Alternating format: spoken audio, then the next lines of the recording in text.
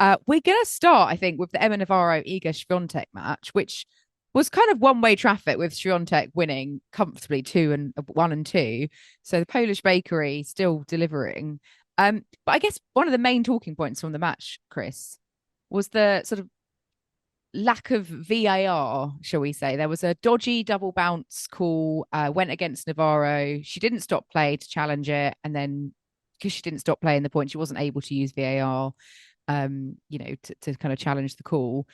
So Swiatek benefiting nicely from this one. But what's your take on this? Because there's been a lot of talk since then, and obviously Navarro not happy and kind of feels like the rules should be changed ultimately. Yeah, I think she's expressed herself really well around this. Like, I think it's not a case that she thinks that Iga is cheating with this at all. I do think you do know if the ball has bounced because of the way it hits your racket. You can also see from the spin. So there are no excuses for the umpire here. And I think that's where, the fault does lie when there are bad calls made.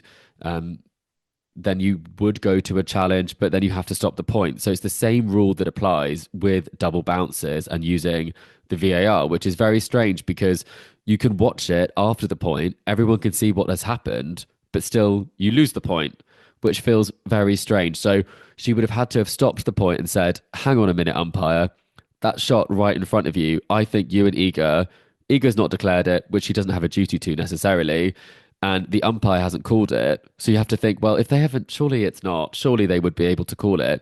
So she thought, well, if I keep playing the point, there's a chance I might still win it. As opposed to if I stop, there might be a higher chance I lose it. So I do think that's quite interesting because you can see why that decision would be made by her, but you can also see the frustration of the fact that, well, I mean, I just assumed I was waiting for a call, but no call came. So I thought, get the ball back in. So I think there does need to be a change because this does seem like you have the technology, but we're not using it.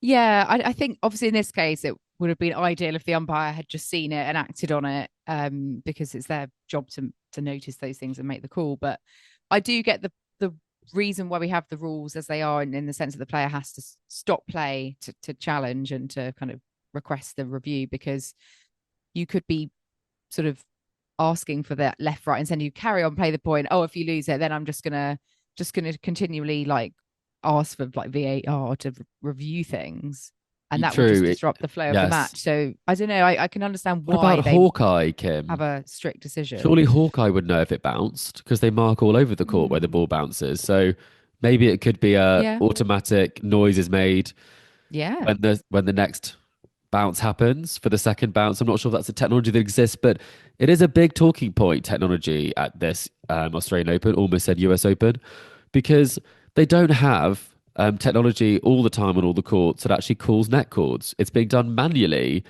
And Erin Routcliffe, who's the number 2 seed in the doubles, along with pod favourite Gabby Dabrowski, hopefully everyone's favourite, but she actually called this out saying, we have robots everywhere and we don't have them for the net. And then Jesse Pagula actually retweeted this and said, we have cameras in every player area, everywhere we turn, but we don't have a net machine. And so you think about this, like they are pretty much being exploited in terms of all the content. Every locker room almost seems to have a camera.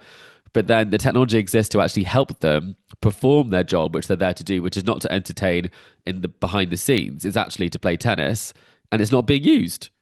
yeah. It seems ludicrous when you put it like that, doesn't it? That they don't have that sort of basic functionality and still relying on, an actual umpire to call it and stuff. So yeah, totally get their point. Agree with them. They If you're going to have the technology in place, you've got to make sure it's where it's needed, Yeah. and there's Should no sort of Iga thing have slipping through the called it, do net. you think? Should she have Iga have said she did Yeah, make I some mean, comments? she was sort of diplomatic afterwards, I think, not wanting to really go there. She was just sort of saying, "Oh, wait, I wasn't sure if it was a double bounce or I hit it with my frame. It was hard to say because I was like sprinting. I don't remember seeing the contact point. Um, but she's That not bit of going a to go cop and say, out. "Oh, Yeah, yeah, it's yeah. definitely a double bounce and I just hit it anyway." It's quite She said it's the yeah. umpire's job to call it. So, which is, It it's is true. interesting It because Jack is. Draper got in a lot of trouble with that Felix match where he didn't call it, but everyone said he would have known. And I feel like there hasn't been quite the same uproar Mm. about this because, I mean, it quite clearly did double bounce. And tennis players, a lot of people at the time said, you know. So I do think probably leaning on the fact that it's actually the umpire's job, not mine, is a good policy to take. But at the same time, I do think that I was surprised that, Navarro does have a few issues with some players. I'm surprised that this didn't cause one.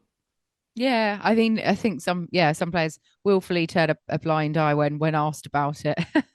But I don't think, again, this isn't something just like the feather. It didn't really, I think, affect the overall outcome of the match, shall we say, because it was a one-sided match. And Iga Swiatek, yeah, just still has only lost, I think, 14 games now in 5 matches, and 7 of those were against Siniakova in round one. So it's just the dominance continues and continues.